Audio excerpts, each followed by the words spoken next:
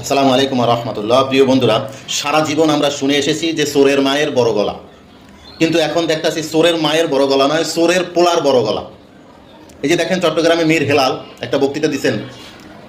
জামাত ইসলামের দুইজন মন্ত্রী তথা আমিরে জামাত শহীদ মাওলানা মতিউর রহমান নিজামী রহমাহুল্লাহ এবং শহীদ আলী আহসান মোহাম্মদ মুজাহিদ রহমাহুল্লাহ, এই দুইজনকে নিয়ে সে একটা মিথ্যে প্রোপাগান্ডা বক্তব্য দিয়েছে। অথচ এই পৃথিবীর মানুষ জানে যে 2001 সালে 4 দলীয় জোট সরকারের সময় ওর বাপ মীর নাসির বিমান ও পর্যটন মন্ত্রী ছিল। সে 2001 সাল থেকে 2003 সাল 2 বছর সে এই বিমান ও পর্যটন মন্ত্রণালয় থেকে 400 কোটি টাকা দুর্নীতির দায়ে 2003 সালে তার মন্ত্রিত্ব পদ গেছিল। তাকে মন্ত্রিত্ব থেকে বরখাস্ত করা হয়েছিল। তাকে মন্ত্রিত্বের পদ থেকে বরখাস্ত করে দেওয়া হয়েছিল 2003 সালে 4 দলীয় জোট সরকারের সময়।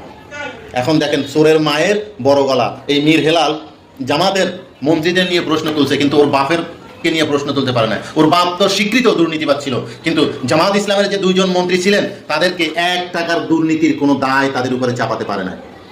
ওই সময়ে ফখরুদ্দিন মঈনুদ্দিন সরকার, ভারতীয় মিডিয়া, আন্তর্জাতিক মিডিয়া সূক্ষ্মভাবে পর্যবেক্ষণ করেছে, তদন্ত করে 1 টাকার দুর্নীতি পায় নাই। আজ মীর হেলাল, তুমি যতই প্রোপাগান্ডা করো না কেন, এদেশের মানুষ জানে, এ পৃথিবীর মানুষ জানে বাংলাদেশ জামাত ইসলামের তৎকালীন দায়িত্বশীলেরা কতটা সৎ ছিল, কতটা নির্ভেজাল ছিল, সেটা ইতিহাসের পাতায় লেখা আছে।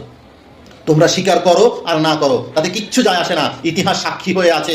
মতিউর রহমান নিজামী, আলী আহসান মোহাম্মদ মুজাহিদ মন্ত্রণালয়গুলো কিভাবে পরিচালিত করেছেন তার সাক্ষী এখনো জীবিত আছে, এখনো জীবিত আছে।